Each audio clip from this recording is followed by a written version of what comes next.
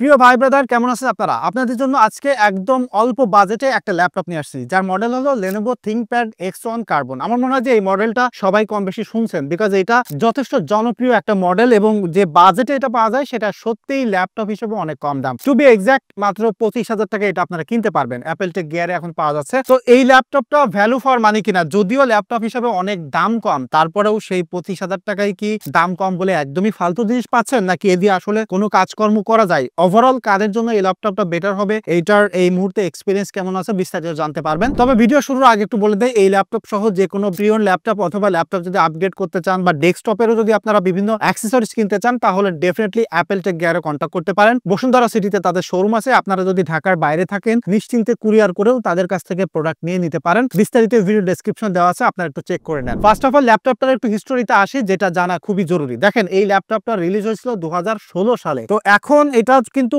9 বছরেরও বেশি বয়স হতে যাচ্ছে। তো 9 বছর পরে এসে একটা ল্যাপটপ যখন রিভিউ করা হচ্ছে, সেটা 25 সালে বা এই সময়ের সাথে আসলে কতটুকু কোপ আপ করতে পারে, সেই হিসাবে যে দাম অফার করতেছে, তাতে আসলে জাস্টিফাই করতে গেলে অনেক কঠিন হয়ে যায়। তবে সেই কাজটা অনেক সহজ করে দিয়েছে কিন্তু Lenovo, বিকজ 9 বছরের পুরাতন একটা ল্যাপটপ এখন যদি আপনি দেখেন কত স্লিম এবং এত সুন্দর একটা ডিজাইন এবং বিল্ড কোয়ালিটি, সেটা সত্যিই অসাধারণ বলতে হবে। জাস্ট হিঞ্জটা একটু দেখায় আপনাদেরকে, ওপেন করে দেখেন, এত সুন্দর হিঞ্জ এবং এত মাইন্ড ব্লোয়িং একটা ল্যাপটপ। সত্যি এটার ওজন একদম কম, সাইজটাও খুবই ছোট, বাট এখানে কিন্তু 14 ইঞ্চি ডিসপ্লে আছে। সো কম্প্যাক্ট একটা ল্যাপটপ যারা খুঁজতেছেন এবং অফিসিয়াল কাজকর্ম করতে চান, তাদের জন্য এটা কিন্তু দারুণ হচ্ছে। এবং এটার বিল্ড ম্যাটেরিয়ালও কিন্তু খুবই এক্সপেন্সিভ। এটাতে কার্বন ফাইবার ব্যবহার করা হয়েছে, সাথে ম্যাগনেসিয়াম অ্যালয় ব্যবহার করা হয়েছে। সো এক্সিলেন্ট একটা বিল্ড কোয়ালিটি আছে, but it feels very soft এবং একটা অন্যরকম প্রিমিয়াম ভাইব আপনাকে এই ল্যাপটপটা দিবে। যে কারণে মাত্র 25,000 টাকা ল্যাপটপ এটা যদি আপনি কেনেন, কোনো জায়গায় যদি নিয়ে যান, আপনি যদি কোনো কফি শপে যান বা অফিসে যে এটা রাখেন, সত্যি ভাই যে কোনো কেউ দেখলে এটা বলবে যে খুবই প্রিমিয়াম একটা ল্যাপটপ এটা, ফর শিওর।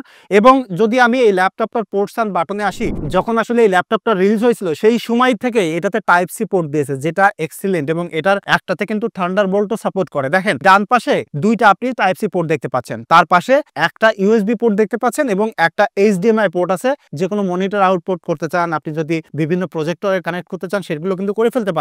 এবং ডান পাশে দেখেন, এখানে আপনি একটা ইউএসবি পোর্ট দেখতে পাচ্ছেন, আর এটার ভেন্টিলেশন, অর্থাৎ এটা যখন হিট হয় তখন এই জায়গা থেকে আসলে এক্সজস্ট হয়, বাতাসটা বের হয়, এবং একটা হেডফোনের পোর্ট পাচ্ছেন। সো এখানে একটা জিনিস কিন্তু আপনি মিসিং করতেছেন, সেটা হলো কোনো প্রকার ইথারনেট কেবল নাই। তবে একদম যদি আপনি একটা হিঞ্জের পিছন দিকে দেখেন, এখানে কিন্তু একটা পোর্ট দেখতে পাচ্ছেন, যেখানে সিম কার্ড এবং মাইক্রো এসডি কার্ড সাপোর্ট করে। সো সেটা কিন্তু একটা এক্সিলেন্ট ব্যাপার। এবং ল্যাপটপটা যখন ওপেন করবেন, এখানে কিন্তু একটা ফিঙ্গারপ্রিন্ট দেখতে পাচ্ছেন, পাওয়ার বাটনটা একদম সাইডে রয়েছে, আবার এখানে একটা ট্র্যাকপ্যাড দেখতে পাচ্ছেন। ট্র্যাকপ্যাডে এখনকার যে জেস্টার আছে সেটা সাপোর্ট করে, তবে ল্যাপটপের সাইজ অনুযায়ী এটা একটু ছোট মনে হয়। তবে পাশে কিন্তু এক্সট্রা 3টা বাটন রয়েছে এবং যে কিপ্যাডটা রয়েছে সেটা খুবই প্রিমিয়াম। কিবোর্ডটা দেখতে প্রিমিয়াম হইলেও আমার কাছে মনে হচ্ছে যে টেকসইও হবে, বাট ক্লিক করে একটা ক্লিকিং যে স্যাটিসফাইং যে ব্যাপারটা থাকে, সেটা আমি এটার সাথে আসলে পাইনি। তাছাড়া এটাতে কিন্তু ওয়েব ক্যাম রয়েছে, সো ভিডিও কলিং এর ক্ষেত্রে সেটাও মোটামুটি কাজ চালিয়ে নিতে পারবে। তবে যদি ল্যাপটপটার ডিসপ্লেতে আসি, এখন তো ডিসপ্লে টেকনোলজি অনেক বেটার হয়েছে, তবে 2016 সালের ল্যাপটপ হিসেবে এটা যে ডিসপ্লে আছে, সেটা এখনো যথেষ্ট কাজ চালিয়ে নেওয়ার মতো। 14 ইঞ্চির একটা ল্যাপটপ, যথেষ্ট ভালো ভিউইং এক্সপিরিয়েন্স আছে।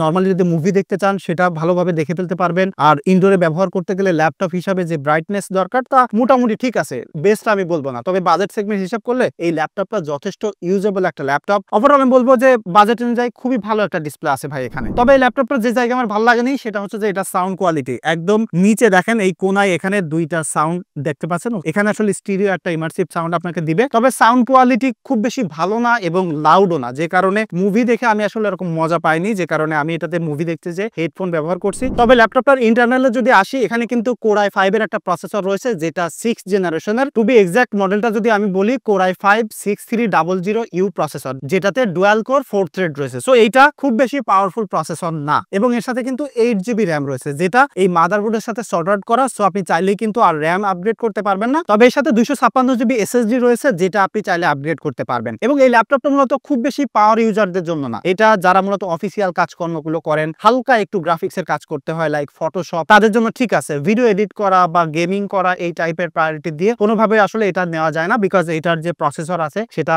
যথেষ্ট স্লো এখনকার সময় যদি আপনি কম্পেয়ার করেন, সাথে ডেডিকেটেড জিপিইউ নাই। আমি বলবো যে যারা আসলে অফিসিয়াল কাজকর্মগুলো করতে চান, নরমালি জুম মিটিং অ্যাটেন্ড করতে চান, বা বিভিন্ন নোটস, মাইক্রোসফট এক্সেল, এই ধরনের কাজকর্ম করতে চান, বা এসইও টাইপের কাজকর্মগুলো করতে চান, বা ডেটাবেস নিয়ে নিয়ে কাজকর্মগুলো করেন তারা মোটামুটি এই ল্যাপটপটা ব্যবহার করে ফেলতে পারবেন। তবে ল্যাপটপটা এই যে কিবোর্ডটা দেখতে পাচ্ছেন FN বাটনটা একদম কোনায়। সো আমি নর্মালি Ctrl+C Ctrl+V Ctrl+X এই টাইপের ইউজ করতে যে আমার সবসময় ভুল করে আমি FN এ ক্লিক করতেছিলাম। সো আপনি যদি ডেডিকেটেড কিবোর্ডটা ব্যবহার করেন তাহলে আমার কাছে মনে হয় যে প্রথম অবস্থায় আপনার এই কষ্টটা হবেই। আর একটা ব্যাপার হলো এই ল্যাপটপটা যদি আপনি ফ্ল্যাট সারফেসে রাখেন তাহলে এটা একদম পিছন থেকে ইনটেক নাই, তো যে কারণে এটা প্রচুর পরিমাণে হিটিং হয়ে যায়। সবসময় একটু উঁচু জায়গায় বা একদম হার্ড সারফেসে রাখলে মোটামুটি এটা ঠিক আছে। তবে দেখলাম যে এটা যথেষ্ট পরিমাণে হিটিং করে। আপনি যদি হালকা একটু প্রেসার দেন বা যদি ফুল স্পিকার দিয়ে মিউজিক শোনেন বা আপনি যদি GPU intensive like 4K video play করেন তাহলে যথেষ্ট হিট জেনারেট করে, ফ্যানটা তখন যথেষ্ট নয়েজও প্রডিউস করে। তবে এখানে একটা জিনিস ভালো আছে যে ইথারনেট পোর্ট না থাকলেও আপনারা কিন্তু ওয়াইফাই ব্লুটুথ সবই কানেক্ট করতে পারবেন, সবই ইউজ করে ফেলতে পারতেছেন। সো কানেক্টিভিটি নিয়ে আসলে খুব বেশি প্রবলেম এই ল্যাপটপটা ব্যবহার করলে আপনাকে পোহাতে হচ্ছে না।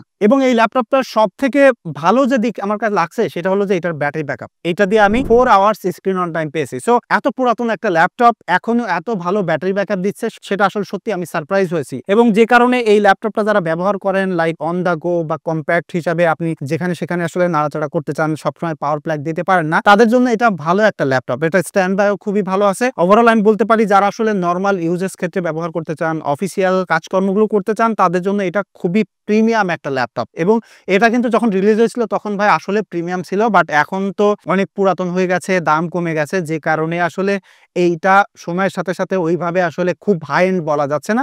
বাট এইটার যে হিঞ্জ আছে, মেকানিজম এবং যে বিল্ড কোয়ালিটি বা যে ডিজাইন, সেটা এই 2025 সালে এসে কোনোভাবে বলার উপায় নাই যে এটা 9 বছরের একটা পুরাতন ল্যাপটপ। তবে এই মুহূর্তে যদি মনে হয় যে আপনার এত কম বাজেটেও আপনি মোটামুটি একটা পাওয়ারফুল ল্যাপটপ নিতে চান, তাহলে আমি বলবো যে এটার পাশাপাশি আপনি HP EliteBook 83G6 এর ল্যাপটপটা দেখতে পারেন, যেটা এর থেকে যথেষ্ট পাওয়ারফুল আছে। বাট যদি আপনার বাজেট একদম টাইট থাকে তাহলে ভাই ডেফিনেটলি এই ল্যাপটপটা আপনি কিনতে পারেন। এটা সত্যি কথা বলতে কি এক্সিলেন্ট একটা ল্যাপটপ।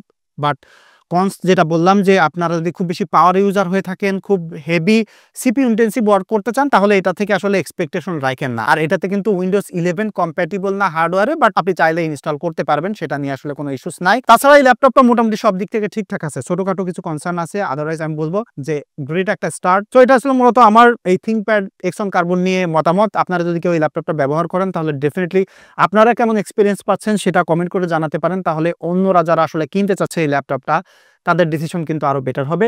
আর এখন কিনতে চাইলে অ্যাপেল টেক গিয়ারে তো ডেফিনেটলি কন্ট্যাক্ট করতে পারেন, এই ভিডিও ডেসক্রিপশন দেওয়া আছে। দেখা হচ্ছে আগামীকাল। ধন্যবাদ সবাইকে।